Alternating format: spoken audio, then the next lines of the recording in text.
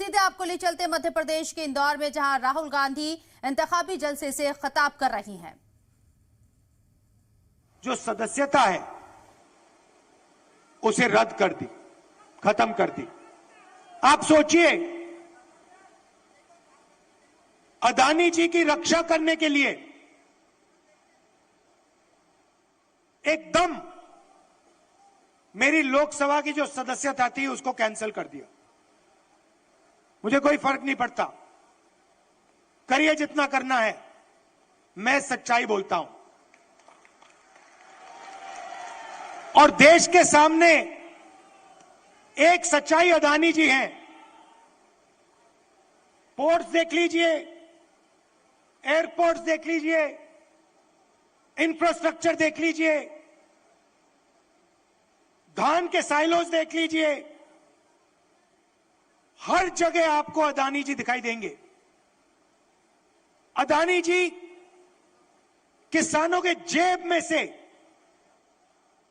हर रोज जेब में से आपका पैसा लिया जाता है। इंफ्रास्ट्रक्चर में, डीजल में, पेट्रोल में, फर्टिलाइजर में आपके जेब में से पैसा निकलता है और सीधा इन दो उद्योगपतियों के जेब में जाता है। मैंने मीडिया की बात की, मैंने मजाक में कहा कि मीडिया वाले हमारी मीटिंग तो दिखाएंगे नहीं। मोदी जी का चेहरा 24 घंटा दिखेगा, शिवराज जी का चेहरा 24 घंटा दिखेगा। क्यों? क्योंकि इनका रिमोट कंट्रोल अदानी जी के हाथ में है। देखिए, ये मुस्कुरा रहे हैं, प्रेस वाले मुस्कुरा रहे हैं, इनके बेचारे की गलती नहीं है,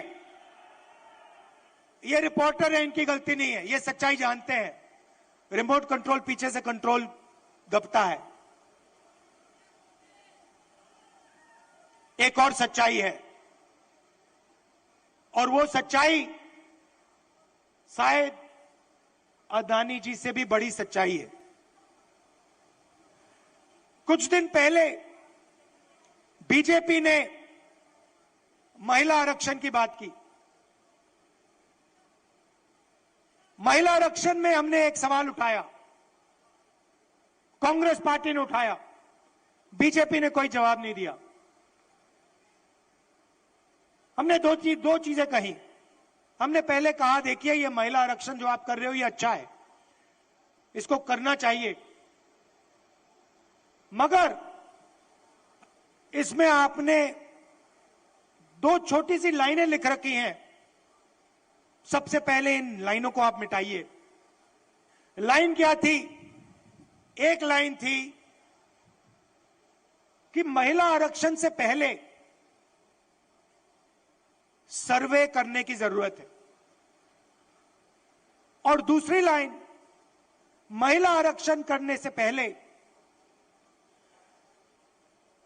हमें जो डीनोटिफिकेशन होता है उसको करना है। इससे क्या होगा? इससे महिला आरक्षण 10 साल बाद होगा, आज नहीं होगा। तो हमने कहा, पहले ये दो लाइनों को आप बदलिए। और उसके बाद हमने और भी गहरी चीज कही और सवाल पूछा कि महिला आरक्षण में ओबीसी आरक्षण क्यों नहीं है?